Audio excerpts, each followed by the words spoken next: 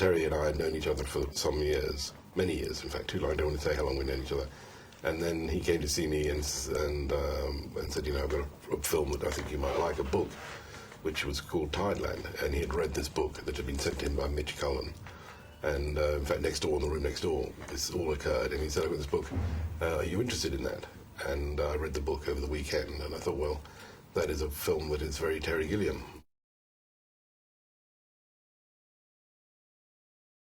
When I've made lots of films, so when I read a book, I can't help myself but think about it as a film, or I'm thinking about it as a film, particularly if there's a director who's given me the book. And of course, I'll be thinking about the film in terms of that director's work. It's a subconscious thing. I'm not, it's just something that's happening in my mind. As I'm reading a book, I'm thinking about, and then I will try and assess, obviously, is it makeable, is it feasible, can I afford to find the money?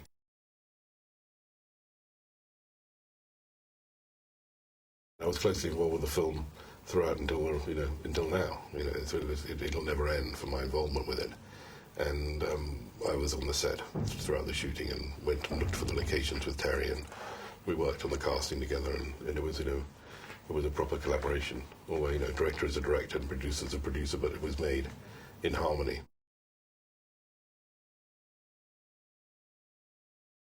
Well, making a film like this is a big leap of faith, because you're thinking about what films has this director made before.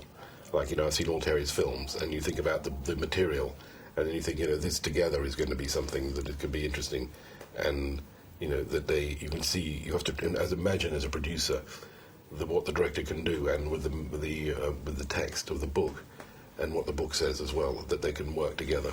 And sort of thinking about a painter and a subject, and trying to think, what would a particular painter whose work well do with a particular idea. It's sort of, it's in simplistic terms, it's as basic as that. For a producer to sort of move on a project, they've got to have sort of some empathy with it as well.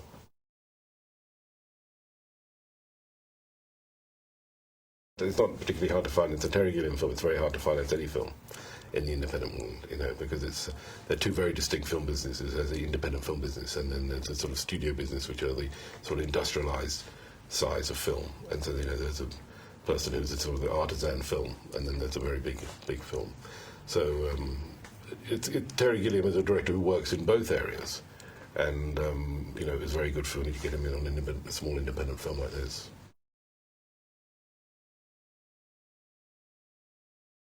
When the studio model is making a film, they're looking to release a film on thousands of prints, and the film's costing tens, if not hundreds of millions of dollars to make, between the cost of marketing and the cost of making the film. So the projects have to be very broad in taste. The films have to be very broad and possibly appeal to a gigantic audience, which leaves the space for other filmmakers to make films which are, not that they don't have a big audience, but they don't have a big enough audience. It's like a mass-produced car, It's like a difference between a mass-produced car and a car that's made in small numbers, which is more special. Not that there's not a still market for it, but it's just done it's in a different amount of people want to see a specialized film.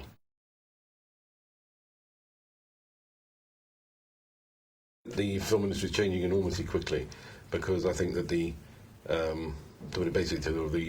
advent of digital camera and digital editing puts it in the hands of many, and it's really like the invention of pen and paper, or giving pen and paper to people when writing was something done very, very exclusively. Suddenly pen and paper became available, and people could write, so it was something that became available to all. So I see that digital filmmaking will make this available to everybody, and it's, everybody who's got a good idea and a little bit of money, they can make a film. And one of my very favourite films, which is a film by Abbas Kiarostami called 10 on 10, I think was made by him alone, and a video camera, and he did it completely alone. So it's capable, one's capable of doing that. So that's the extreme of that, but it does bring down production costs. I'd be happy to make a film in the studio model, but my taste had precluded it, really. I made films that get into the studio. Most of my films get distributed by a studio eventually.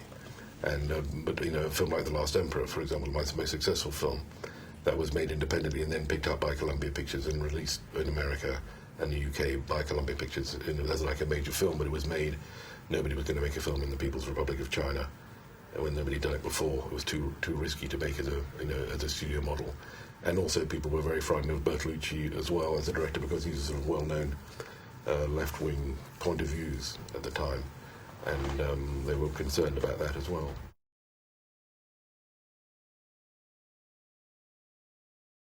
I was sort of, used to film criticism, because films that are criticised, films that are unusual and strong, get normally very bad reception when they first come out. And I can give you hundreds of examples from early cinema, through Citizen Kane, through recently films like Performance, or my own film Crash, the David Cronenberg Crash. Many of Nicholas Roeg's films, many of the films we love the most, when they came out, they were castigated by the critics, and shock horror, to use Robert Hughes's The Shock of the New. When you're making films like the film that I'm choosing, I need good reviews, because they are films that they don't have a lot of big advertising budget. But then the fact that they are trying to be unusual and often maybe a little bit on the edge of culture, you're going to offend a lot of people. I mean, see, Terry Gilliam's films historically have been, some of them have been shock horror when they come out for people, and then they become so loved, and they've got such a history, and go on forever, and people want to see them and get them out and re-see them and re-see them. And Tideland definitely is a film that it's a wonderful film, and it's a really evocative film, and it's very moving, and it's a really extraordinary film to see. You haven't seen one like that before. And I think that the film will get its audience in a big way. It will mature. Unfortunately, some wines are good to drink straight out, and some wines need to mature in a barrel for a bit. It's not what we wanted when we made the film. We thought it was going to be straight off, but the film's such an unusual and good film that it's going to have a long life, I believe, like some of Terry's other movies.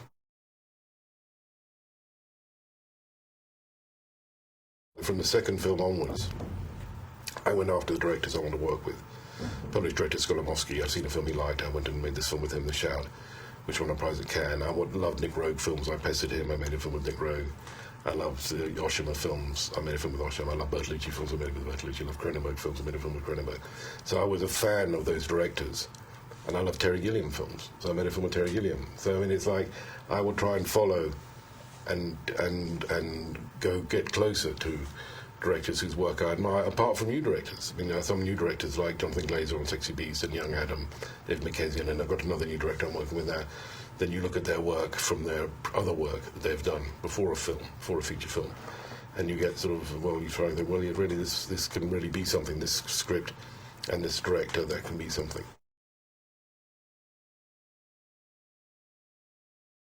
The flat landscape, it was so flat to be in somewhere so flat. It was like wheat fields and pasture, and then suddenly in the middle of it, like science fiction, with a town coming out of the middle of it. As you drove towards it, it got bigger. Because you were driving towards it, and slowly, this large apparition, which was this town in the middle of the prairies, with suburbs around it, but so small you could see it from when you were at, it looked like an island. It was really like an island in the middle of an ocean. And to be somewhere like that was for so long. Was extraordinary. I was living on maybe the 8th floor of a building, one of the only tall buildings in town, and you could see all around you to the edge of town, and then the wheat fields. And that was the sort of strongest impression I had of being in this place, Regina, where in fact the Queen Victoria had been.